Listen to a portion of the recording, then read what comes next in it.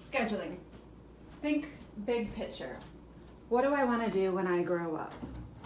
Today we're going to talk about the scheduling process for next school year for 2019 and 2020. The class of 2020 needs 23.5 credits to graduate. The class of 2021, 22, and beyond need 24 credits to graduate.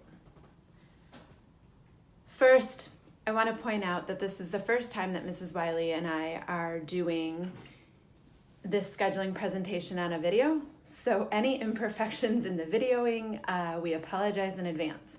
Maybe I should have taken Mrs. Smith-Mauer's class on Intro to Movie Making and Broadcasting.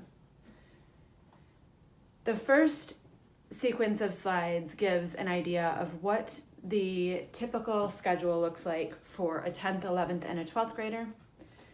Please ignore my formatting. You will notice that in every grade level, you're going to have English and math. In 10th grade, it could be Honors English or English 10. Math, whichever level of math you're at, you'll take the next sequence. And typically biology, world history, and then 2 electives. In 11th grade, again, English and math.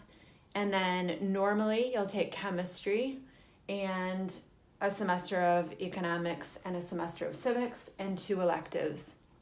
Those of you who are in 12th grade, a lot of times it is exciting to pick your classes for 12th grade because you have so many options. It can also be really challenging to pick your classes because you have so many options. Notice, if you're on schedule for graduation, the only requirements you likely have left are English and math for senior year. Now, that doesn't mean you're going to take 4 electives that are, let's say, 4 art classes. If you're going to art school, that would be a great idea. But if you're going to a 4-year college, you're going to want to pick carefully. Typically, colleges want to see 3 to 4 academic classes, so you might take additional science and additional social studies electives. Your world language will count as an academic course for colleges, so they like to see a 4th year of, say, Spanish, or maybe if you're over at CASA taking some additional Japanese over there or something like that. So the typical sequences in English, you have English 9 or Honors English 9, English 10 or Honors English 10, AP English Language or regular English 11, and then English 12 or AP English Literature.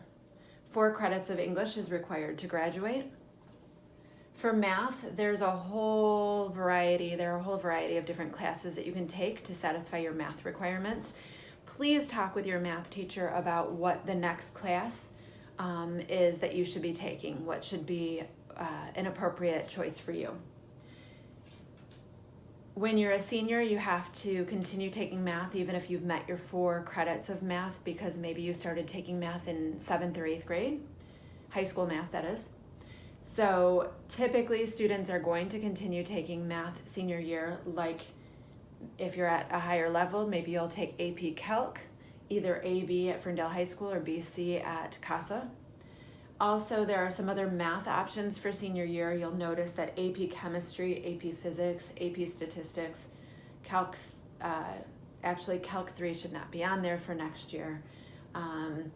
Intro to Computer, Mobile Applications, Personal Finance, Physics, and Project Lead the Way all count for math, and there are 4, as a senior, and there are 4 credits of math required to graduate. In science, typically students take STEM in 9th grade, and then you would take biology and a form of chemistry, global chemistry or regular chemistry. When we're finished with this presentation, I'm going to be sending an email to all the students with this presentation, and then also with some different links that are found within the presentation. Our goal is for you to do some research and really read up on these classes. With chemistry, global chemistry is, it satisfies the chemistry requirement. It's a little bit less math involved. So you're going to want to read about the difference between chemistry and regular chemistry. We also have honors science classes like honors biology, honors chemistry, And then there are AP science classes that you could take over at CASA as juniors or seniors if you're on the advanced track for science. And then we also have Intro to College Biology, which is an honors class at Ferndale High School. It's a popular 11th and often 12th grade class. There are 3 credits of science required. 4 credits of science is recommended for college preparation and admission. In social studies, our regular level courses are U.S. history, world history. You need 1 year of both of those. And then 1 semester of economics and 1 semester of civics. The honors form of our social studies classes are all advanced placement classes. I'll talk more about advanced placement later. We have AP US History, AP World History, AP US Government and Politics. That's a 1-year class, often taken as a junior or a senior. And then AP Microeconomics, which is a 1-semester class. So if you're taking AP, you might take AP US History in 9th grade, AP World History in 10th. You might take AP US Government in 11th grade and AP Microeconomics in 12th grade. Or some students might double up on social studies in 11th grade and take their AP US Government for a year plus AP Microeconomics as a 1-semester elective social studies class and replace something in their schedule if they have room. Otherwise, people might also do AP Microeconomics in 11th grade, AP Government in 12th grade. There's a variety of ways to take those classes. Those AP classes are going to be equivalent to 3.5 credits, and 3 credits of social studies is required. 4 credits is recommended for college preparation and admission, and you'll see later we have some social studies electives that you could take as a 4th credit. Most of you know about CASA. It's the Center for Advanced Studies in the Arts. It's an application-based program. 7 different schools participate with it.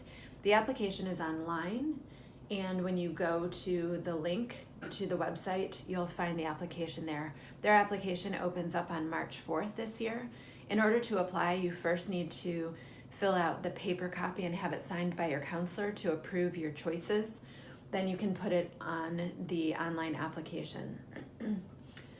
Generally speaking, it's for juniors and seniors, although there are a few 10th graders who have attended in the past. You need a 2.5 or higher, typically, and you should have excellent attendance and behavior.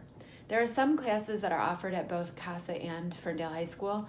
Our goal is for you to take those classes at Ferndale High School so that you're not taking up spots over there that another school might not have the opportunity to take because they don't have it at their own school. So for example, AP English Literature, they have it and we have it. We would like you to take it at Ferndale High School unless there's a scheduling conflict. If you decide to take it at CASA over Ferndale, please talk to your counselor about that before you sign up for it. We will have paper applications available in the counseling center, and we'll also make them available to your Impact Hour teachers. Many of you have already applied to OSTC, and that's vocational programming. It's for 11th and 12th graders only. So as a current 10th grader, many of you went on a trip there and you've already signed up to take classes there next year. It's a 3-hour block of your day, either in the morning or in the afternoon. There are a bunch of different programs and there are different clusters in each program. You can find more information on their website, which I believe I have later in the presentation. It's ostconline.org, I believe. Mrs. Wiley is the counselor who manages most of the things about OSTC. I, Mrs. Ellis, handle CASA. So if you have questions about those specific programs, you can see me for CASA and Ms. Wiley for CASA, or for OSTC. So when you're picking your schedule, there are some post-secondary options, which means you can get credit for college. And there are 3 different ways that this happens. One is by choosing advanced placement classes. If you take AP classes, those are college level curriculum. So you need to be ready to work, and any student is able to take them. You can choose them whether or not you had an AP or an honors class in the past. However, they really are rigorous courses, and you want to make sure that you're setting yourself up for success. When you take an AP class, you don't have to, but there are tests, optional tests in May every year. They cost money, usually around $100 for most students, and if you qualify for free or reduced lunch, they cost anywhere from $5 to $15 per test. If you pass the test, a high score is a 5. 3 or higher is typically considered passing. You can earn college credit. You really need to research the different colleges to see what they grant credit for, because all colleges offer different credit for different things. But generally speaking, a 3 or higher will give you credit for college. Dual enrollment is an option where you sign up to take classes at college in place of a Ferndale High School class. It has to be something that we don't offer, or if there's a schedule conflict, you could take it in dual enrollment. Typically, students will take these classes outside of the school day, so maybe after school, like at 4 o'clock in the afternoon or 7 o'clock. It might meet once, twice, or 3 times a week versus 5 days like your high school classes. You take the class. Usually students will take them at OCC because then we pay for the entire cost of the class, including the books. However, you can take it at any Michigan college. You need to check with your counselor ahead of time and find out what paperwork you need to fill out. There are certain scores that you need to have met on your PSAT or SAT in order to qualify to take dual enrollment classes. But you can take these classes and we will cover the cost, and you can get high school and dual enrollment college credit. The other program we have is early college. The application is due at the end of February, so actually prior to this presentation. But for those of you who are in 9th grade, realize that in 10th grade you can apply for these programs. These are ways to earn college credit for free while in high school. So here's more information about the AP programs, and there are 16 different classes that we teach between Ferndale High School and CASA. If you want more information, you can go to the website through College Board. That's who runs these tests. Dual enrollment, again, the information that I already gave you, plus I gave you a link right here for dual enrollment FAQs. It's information that the state puts out so that you know if you're eligible, and any questions that you might have about how these classes work. The next are early college. The one thing that I didn't point out is that you need to have a 2.0 or higher. You have to commit to a 13th year of high school when you do early college, which means after 12th grade, you get to graduate with your graduating class and everything. But then you need to go to OCC, which is who we do early college with, your 13th year, which would normally be your freshman year of college.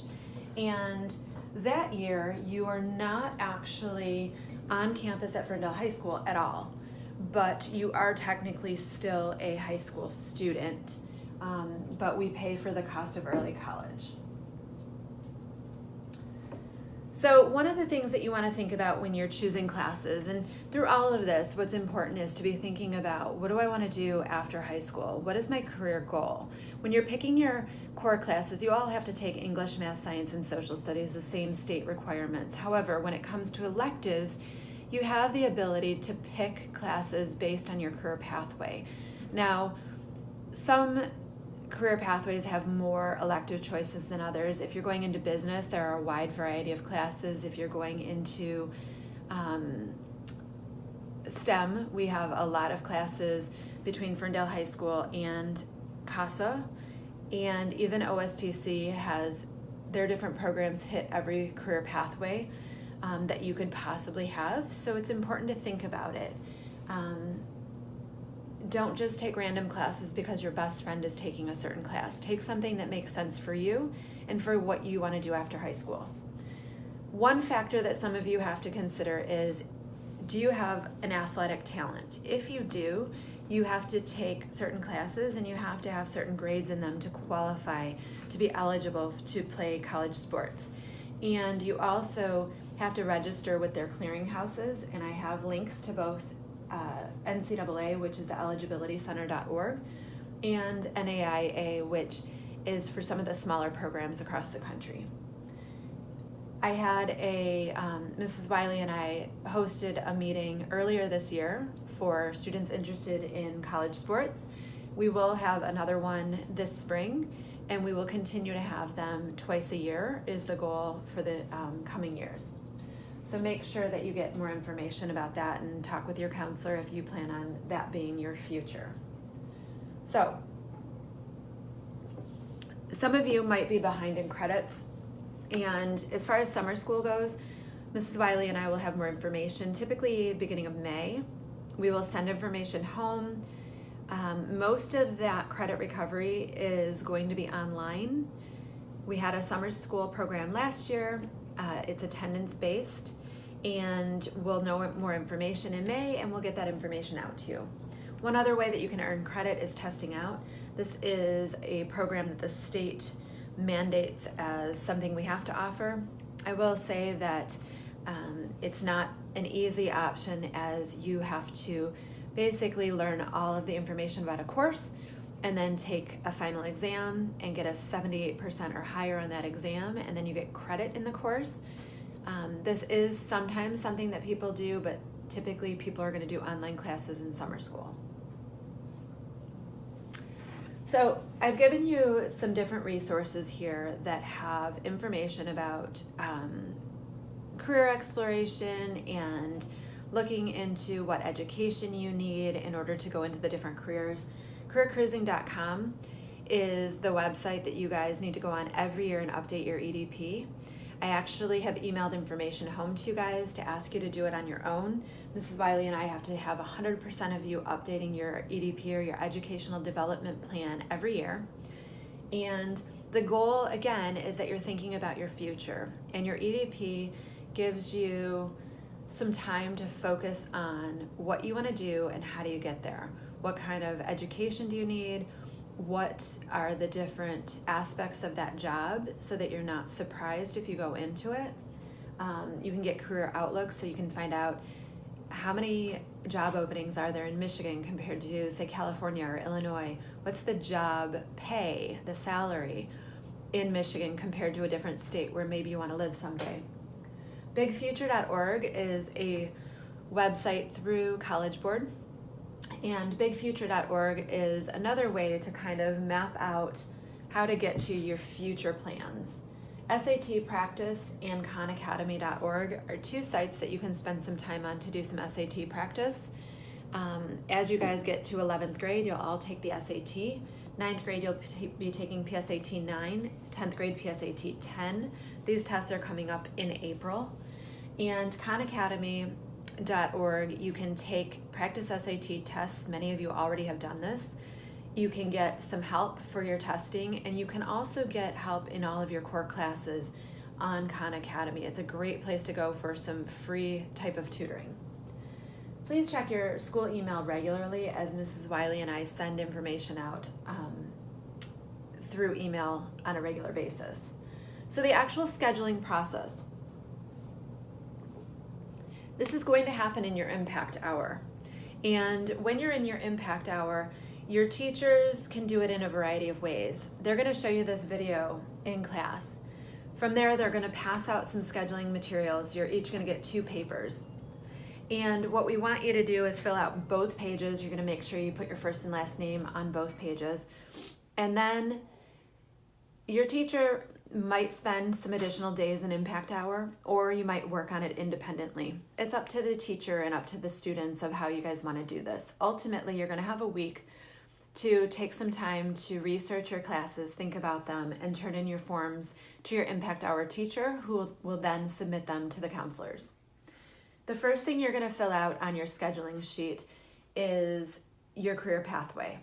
We want you to choose this pathway, and it might change each year because your plans after high school might change, but pick your career pathway.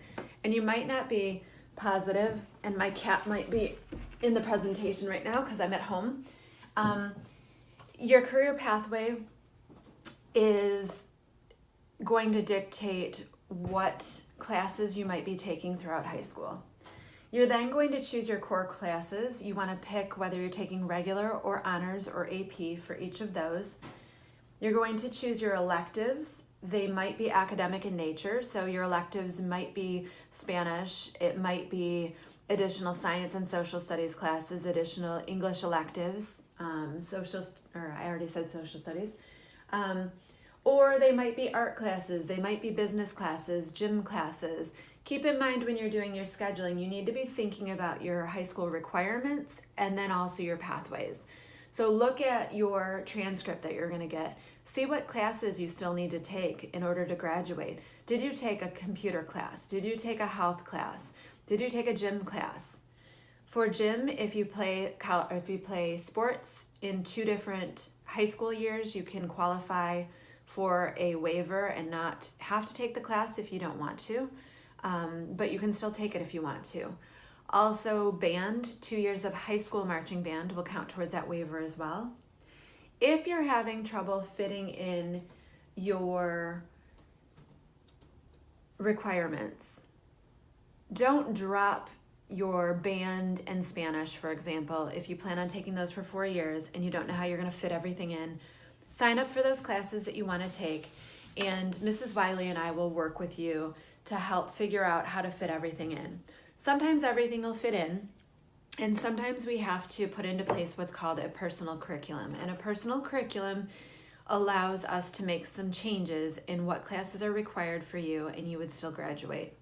In general, most students are going to take all of the basic requirements, but sometimes there's a little bit of change based on the personal curriculum. You're then going to pick 2 or more alternates.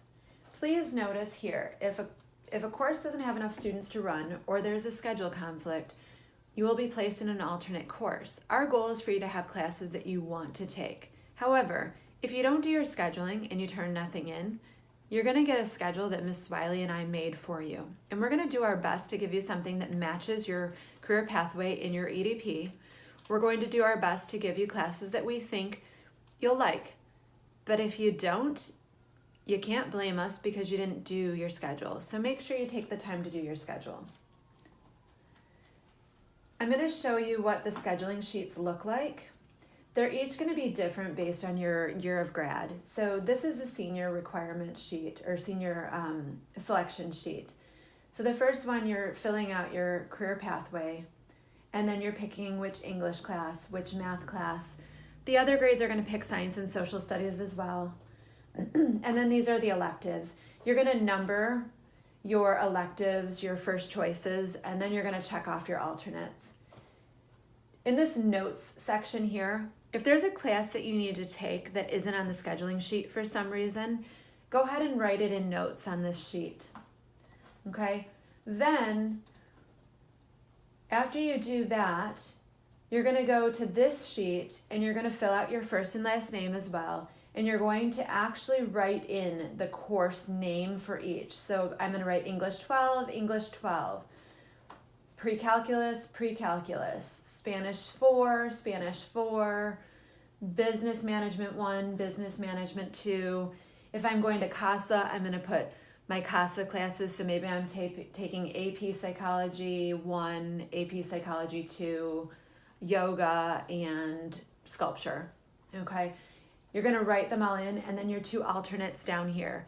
If you have more alternates, you can write those as well. The more information we have, the better to give you a schedule that you are happy with.